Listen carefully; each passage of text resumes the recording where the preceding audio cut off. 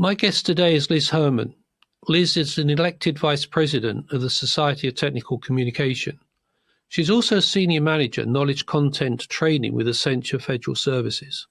In her academic background, she has a PhD from Warden University, Applied Management and Decision Sciences.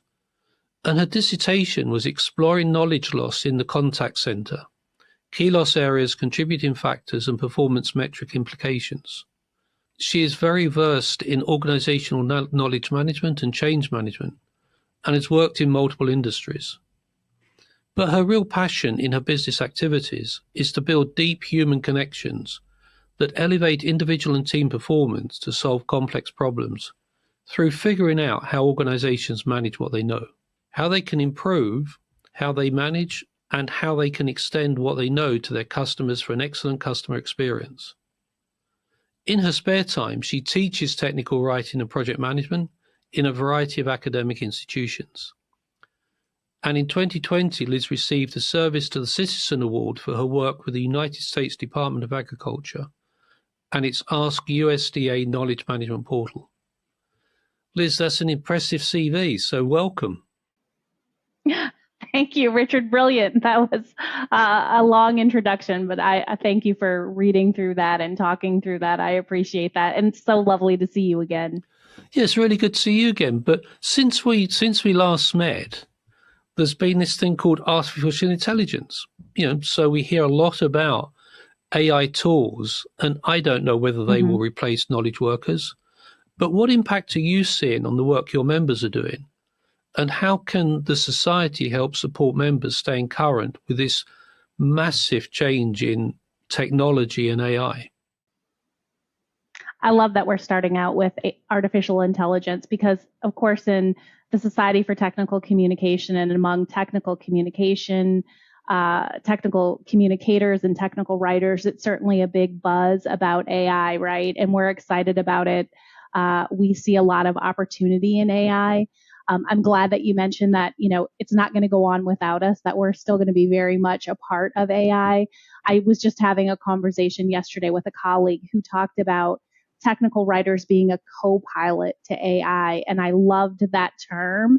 So I'm taking it on. I'm going to be using that term going forward because I think it really captures how technical communicators are going to work with AI, because it does require a co-pilot, right? So it can generate a lot of great information, canvas a lot of information, and create an output, but that output still has to be managed by someone. And that someone, it makes perfect sense that it would be a technical communicator. Plus, I just read a great article in Forbes that came out right at the end of the year that emphasized the need for people with creative thinking skills in AI, that we can't all be coders. We need some people with creative thinking skills that often come when you're an English major or a literature major or maybe even a philosophy major.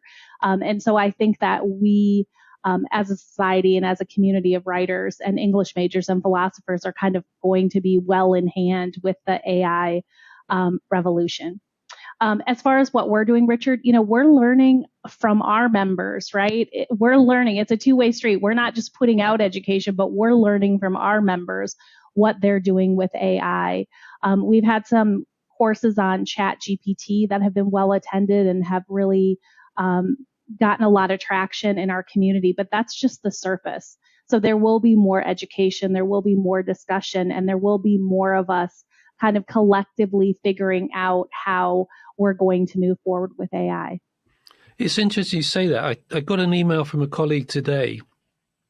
Someone he's working with had created a contract using ChatGPT and sent it to somebody else. The person that received it used ChatGPT to review the contract and came back with issues that he had within the contract. So it just shows you, even with the technology, you still need that human interface to make sure that what's coming out makes sense. And I fully subscribe to your view about the creativity. Unless you are able to have that creative mindset, it's going to be very, very bland. It helps you get past first base. It helps you get started with something, but then you do need that creativity. Yeah. And I mean, talking about your members, they come from a huge range of backgrounds, so how does the society now sort of help existing members develop skills and promote the attractiveness of membership? Because as you say, a lot of people might see you can just run it through a computer, you can just run it through AI, how do you raise that profile about it's the individual who's behind the technical communication that actually makes it more relevant? Mm-hmm. I think the human connection is always going to be there. Maybe that's me being a philosopher, a creative thinker, but I think the human connection is always going to be there. There's always going to be a need for that. And so one of the things that we're doing is, we're continuing our in-person conferences. So we had some virtual conferences during COVID. We came back together in person 2 years ago, and we are planning to have an in-person conference this year in the United States in May 17th to 19th in Minneapolis, Minnesota, or just outside of Minneapolis, Minnesota in Bloomington. And I really think that that's a place where, of course, we can listen virtually, we can learn from our members virtually, but having that face-to-face contact to even get more involved into what they need as far as AI and what aspects of AI, what challenges they're experiencing. I think those are going to be natural conversations that we're having in the conference. And again, we have to turn to education to see what the members need, how they might react to things that we're putting together on artificial intelligence, chat GPT, and probably things that we're not even thinking about, right? It's such a huge world, such a big umbrella under AI that we're, developing the conference to help answer some of those questions. But I think we're going to come away with ideas from the members of what they need.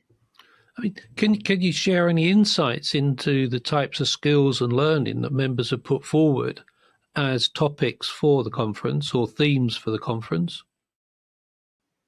Yeah, it's interesting. They are still looking for the foundational technical communication skills, right? I don't think that will ever go away. So we have so many new people coming into technical communication. I'm so excited about that. And you mentioned in my intro that I teach technical communication classes. And there are so many people coming from other careers into technical communication and looking for a role, taking the skills that they had in another industry. Maybe they were a teacher and now wanting to get a technical communication position. So foundation skills, we're still always going to focus on that, right?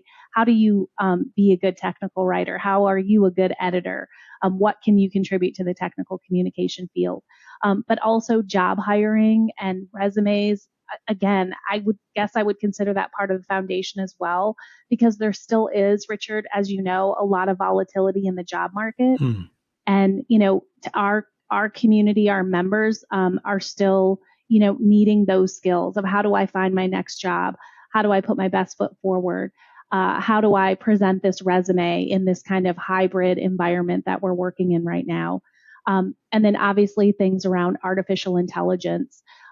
What I'm excited about is that we're also asking people to share what their best practices are. And I know we've talked about best practices in the past, and they're probably going to come up again today. But we want people to share what their hacks are. And that's going to be a big part of the conference, because not everyone has the latest tools. Not everyone has the various software that's out there. Some of us are, creating things because we have to, because we maybe don't have any kind of mainstream software. And so we want to hear what people are doing to make their technical communication lives easier and better. And that's going to be a big component of the conference.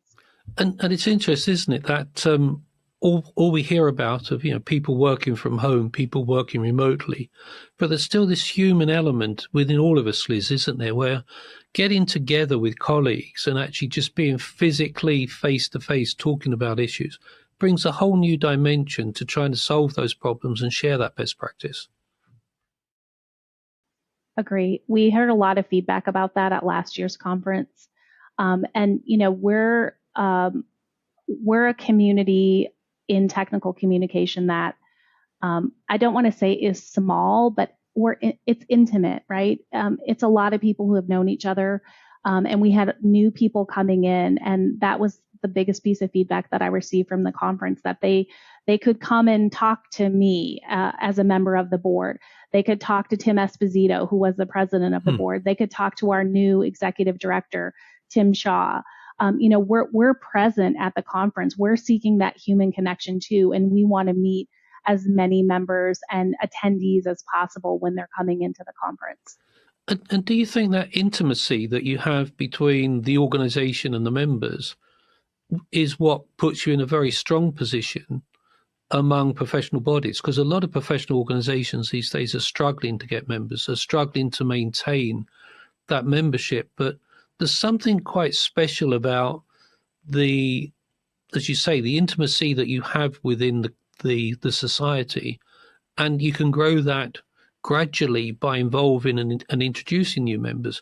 Is that what gives you this power and this, the ability to survive in quite challenging times? I think that it does. I think our long-term members would attest to that sense of community, and that's how we kind of embrace our new members coming in. Not everyone can come to the conference and have that face-to-face experience, and we're certainly sensitive to that. So we try to, do other things in our community to make them feel welcome and make them feel engaged if they're not able to come to the conference. But Richard, I would be remiss in saying that, we struggle as well. We're really coming off of COVID and the pandemic, like all organizations are.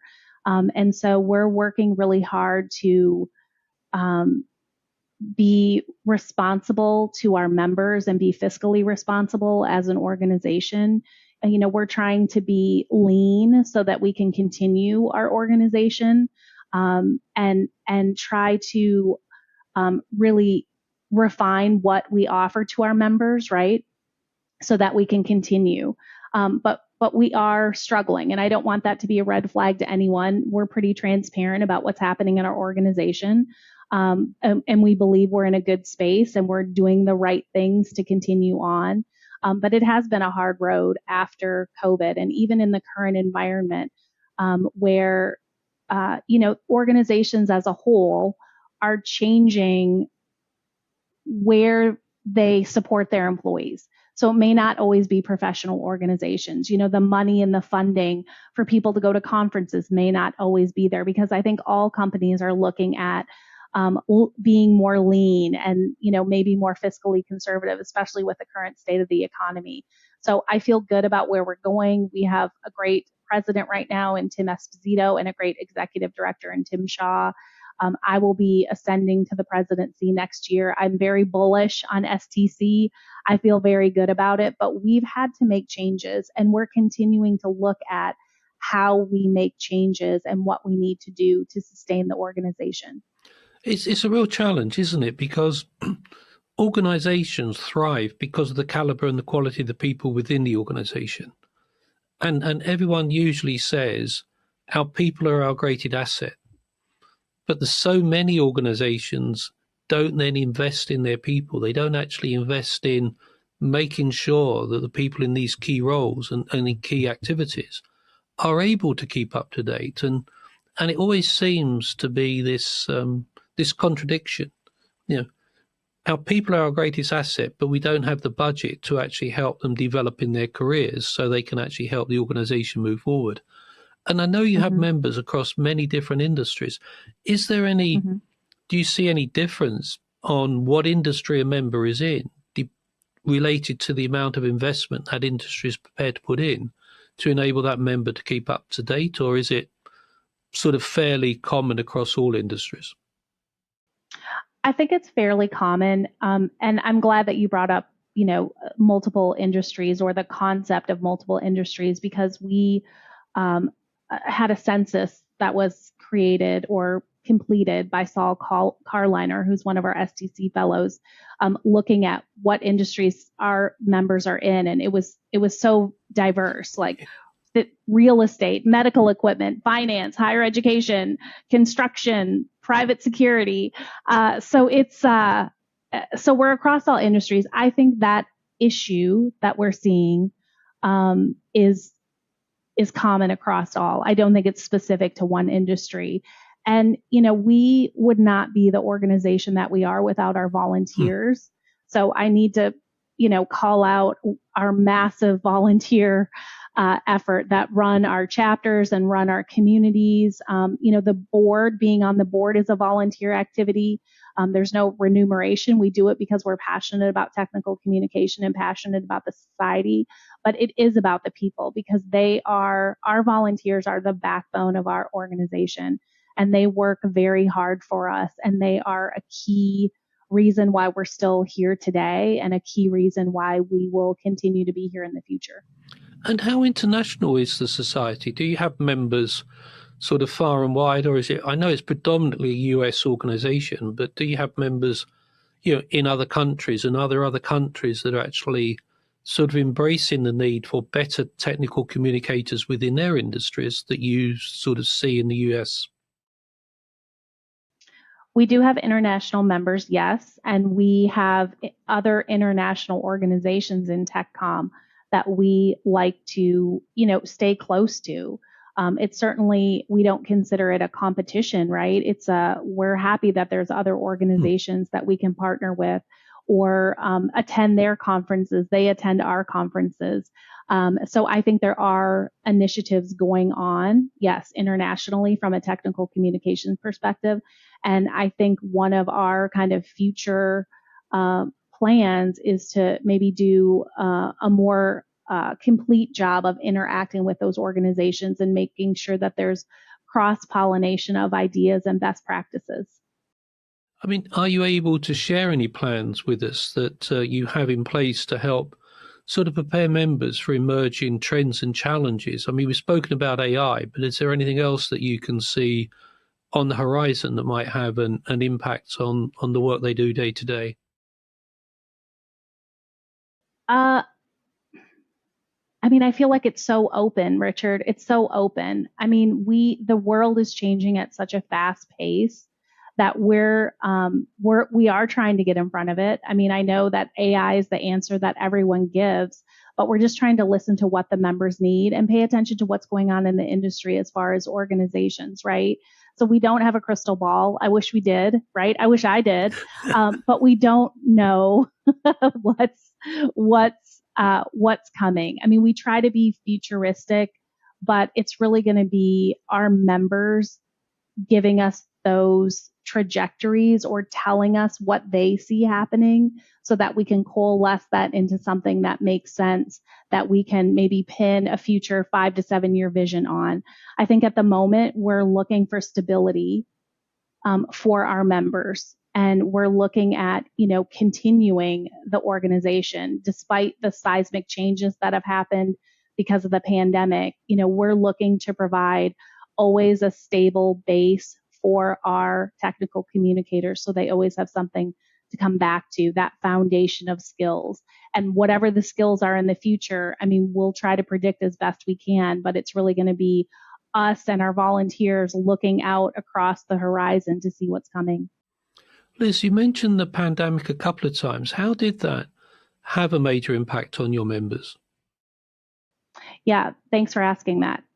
Because I still feel like we're coming out. I mean, the switch to remote work was certainly a challenge from a human perspective. Just to go back to what we were talking about being a person and being a human, and taking away some of that social construct that we had and that ability to network with each other. I think that sometimes for technical communicators, when you're not kind of present in the room, people are like, do we need that technical writer? So being able to stay present during that time was challenging. And obviously, there was downsizing that came as a result of that. And our members sometimes were looking for jobs during that time. And then we had virtual conferences, and we were definitely missing that human connection. I'm so proud that we were able to do a virtual conference and offer that service to our members and be on camera and talking like you and I are today. But that was something that, we had to make an adjustment for, and our members had to make an adjustment for. So I think we're all I know it's 2024, so probably this year, Richard, I'm going to have to stop talking about the pandemic, but I just see there's still kind of a ripple effect. There's still a ripple effect to that, right? And people are still cautious. So even having a face-to-face conference, some people are still not traveling and they're still cautious about what's happening with COVID and things like that. So we're trying to do our best and help our members after that and learn how to navigate a remote workplace, a hybrid workplace, learn how to navigate the emotions that come for some people who have to go back in the office, right? A lot of companies are requesting people to go back in the office. And for some people, they're like, yes. Other people, they're like, I don't want to go back in the office. So it's just kind of helping them navigate those things while helping them try to advance their career in technical communication. I mean, Liz, I agree with you. I can still feel the ripples of COVID and the working from home. Like most organizations, we had to get people working from home fairly quickly, and it worked fairly well with us. We had the technology in place. Now people are starting to come back into the office occasionally. It's free choice. We have no mandate one way or the other. But then I keep reading in the press about working from home doesn't actually generate improved productivity. Some of the research now is saying it's bad for productivity, but a year ago, everyone was saying working from home improves productivity. And maybe it is that human interaction that you miss working from home that is actually the fire in that collaboration that you have face to face that is actually driving productivity that we didn't really think about pre-pandemic, but it's now coming back to being quite a key thing.